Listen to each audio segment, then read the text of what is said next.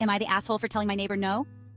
The house across from me sold recently. The prior owners built it and lived in it for almost 50 years. They were lovely people and they are missed. I didn't meet the new neighbors until recently. They're living there only intermittently while renovations are being done. Anyway, we both live on a very busy, double yellow line street, and while street parking isn't illegal per se, it's dangerous as it is a busy, relatively narrow, high-traffic road. The neighbor's house has a smallish driveway that can fit maybe 6 cars and, with the setup of the yard, there is really no lawn parking.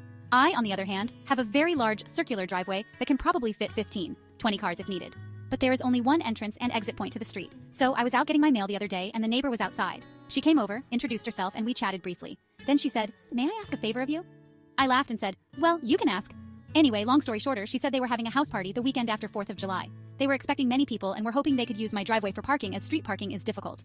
I said, "Sorry, no, it will block me in. I'm fine with your guests parking on the grass in front of my fence. I have a small fence about 8 from the street and there's a grass strip in front of it. The Smiths, prior house owners, would often use it if they were hosting a large group." She said, "Oh, I appreciate that, but that will only fit about 6 cars. We're going to need parking for another 10, 12 beyond what fits in my driveway."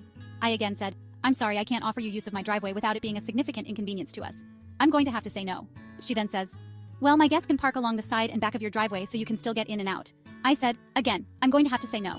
I'm not comfortable with your guests on my property, and the only light I have at night is my post light out front. It's very dark at night, and I wouldn't want anyone to trip or get hurt." She started to look frustrated and said, "Well, I don't know what I'm going to do. I don't think they can all park on the street."